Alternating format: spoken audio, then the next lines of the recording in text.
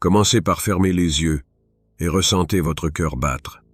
Ce battement, cette vie en vous, est un miracle d'Allah.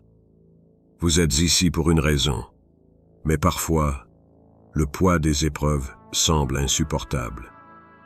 Vous vous sentez seul, brisé, incompris. Mais souvenez-vous de ceci. Allah voit votre douleur et entend vos pleurs.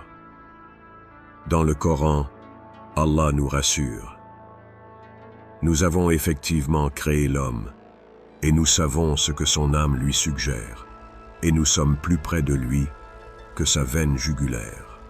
Sourate Kaf 50-16. Imaginez ce verset comme une étreinte divine. Il n'y a pas un soupir, pas une larme, pas une douleur que vous ressentez sans qu'Allah ne le sache.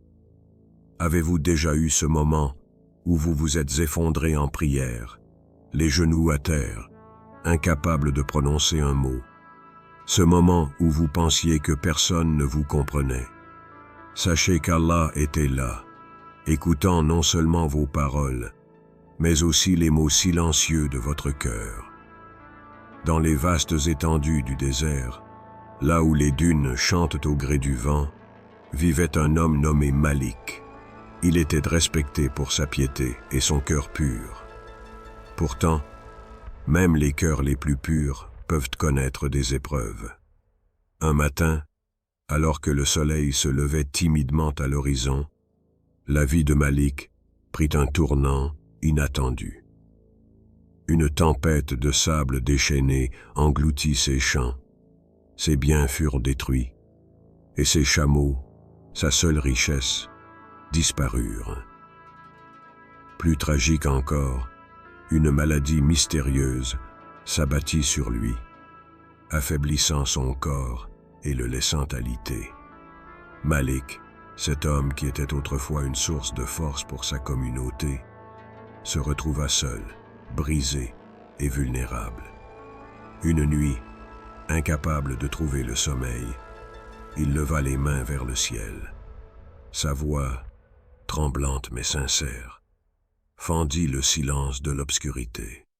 « Ya Allah, je ne comprends pas tes plans, mais je te confie ma douleur.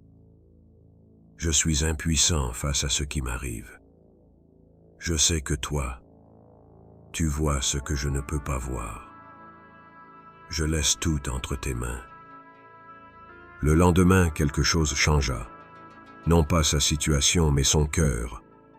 Une paix qu'il n'avait jamais connue auparavant s'installa en lui, une paix née de sa soumission totale à Allah.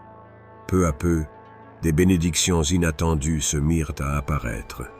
Un étranger, égaré dans le désert, trouva refuge chez Malik et, en guise de gratitude, lui donna des provisions.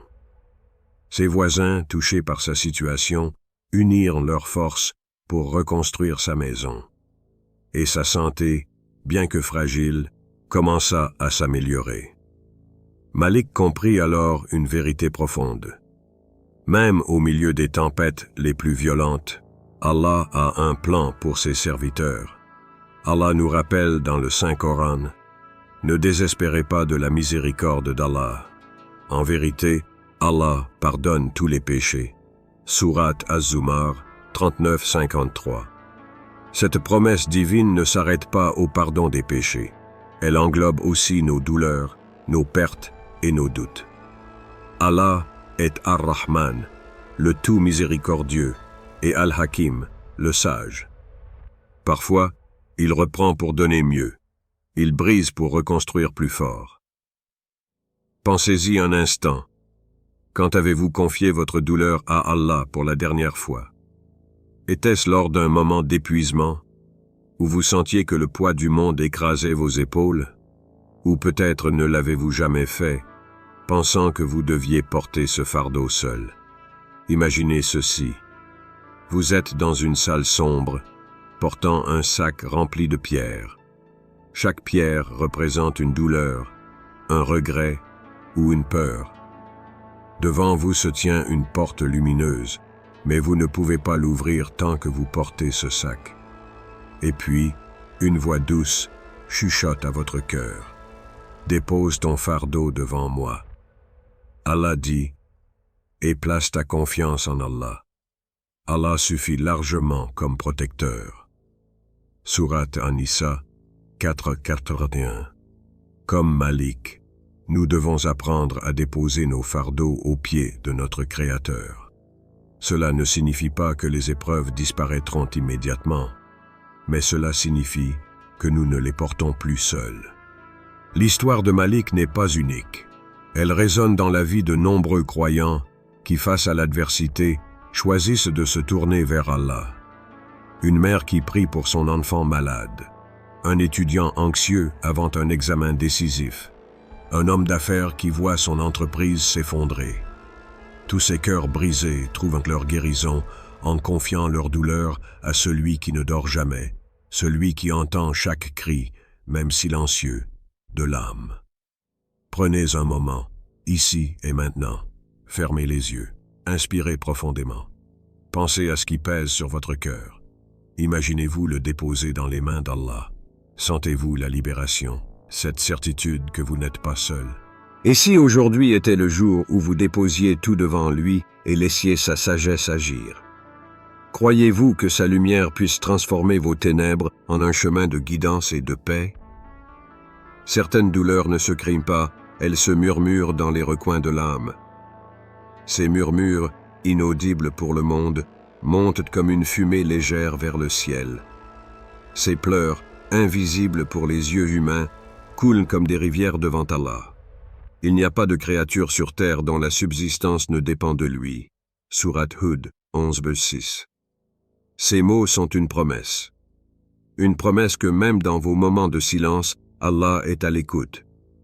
Il n'a pas besoin que vous articuliez vos douleurs. Il n'attend pas de vous des mots bien formés, car votre cœur a une langue que seul Allah comprend. Imaginez un instant, une nuit sans lune, où tout semble calme en surface. Mais sous ce silence apparent, l'âme hurle, piégée dans un tourbillon de peurs et de blessures. Vous vous sentez invisible, comme si votre souffrance était une ombre.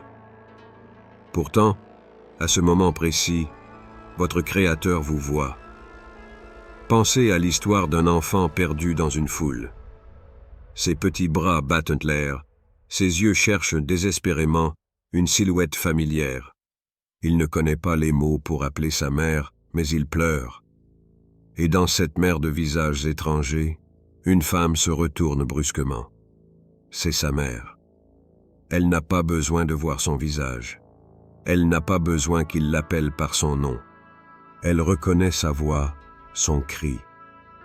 Maintenant, imaginez combien plus grand est l'amour d'Allah. Si une mère humaine peut entendre les pleurs de son enfant au milieu d'un tumulte, Allah, Al-Basir, le clairvoyant, et As-Sami, l'audient, entend chaque vibration de votre âme. Et il est avec vous où que vous soyez. Sourate Al-Hadid 57:4. Certains d'entre nous cachent leur douleur. Peut-être avez-vous vous-même appris à sourire devant les autres, à répondre « ça va » quand votre cœur se brise. Vous marchez avec une façade intacte, mais à l'intérieur, une tempête fait rage. Vous vous dites « personne ne comprend, personne ne peut entendre ce que je ne dis pas ». Mais ce n'est pas vrai. Allah voit, Allah sait, Allah entend même ce qui n'a jamais franchi vos lèvres. Un poète disait « Mes larmes parlent une langue que je ne connais pas, mais elles trouvent un chemin vers mon Seigneur. » Et c'est là la beauté de votre relation avec Allah. Vos cris silencieux, vos soupirs étouffés, vos larmes versées dans l'obscurité. Rien de tout cela n'est perdu. Une mère, même dans son sommeil, entend le moindre cri de son bébé. C'est un amour instinctif, une connexion invisible mais puissante. Allah, qui est infiniment plus aimant et compatissant, ne dort jamais. Il est toujours attentif à votre appel, même celui qui reste prisonnier de votre poitrine. Nous sommes plus proches de lui que sa veine jugulaire. Sourate Kaf 50 16. Pensez à cette proximité. Ce verset n'est pas une simple métaphore, il est une réalité. Allah est si proche de vous qu'il entend ce que vous-même avez peur d'écouter. Rappelons l'histoire de Hajar, qu'Allah soit satisfait d'elle. Dans le désert aride, seule avec son bébé Ismaël, elle chercha de l'eau désespérément.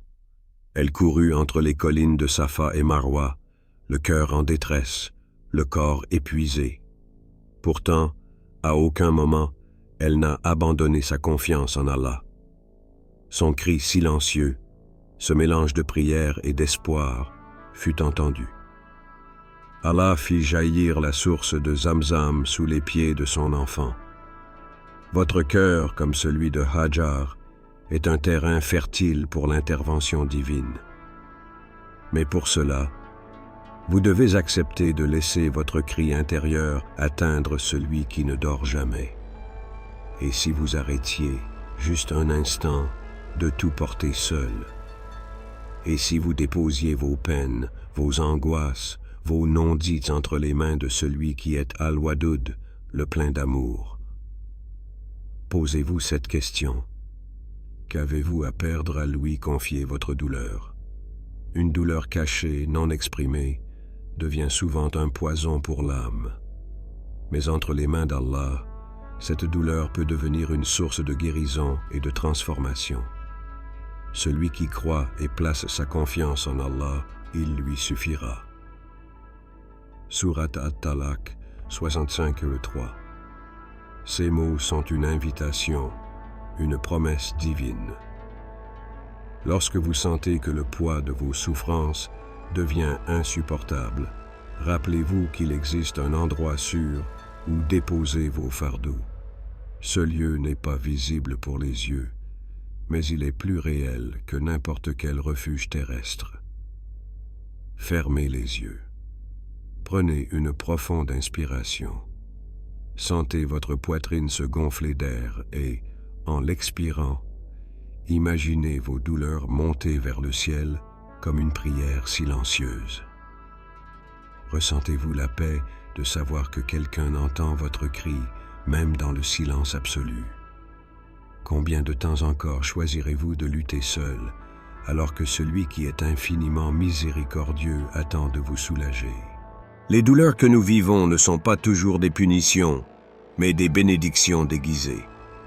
Le prophète Muhammad, paix et bénédiction sur lui, a dit « Celui qui endure avec patience, Allah lui accordera une grande récompense. » Sahih Bukhari.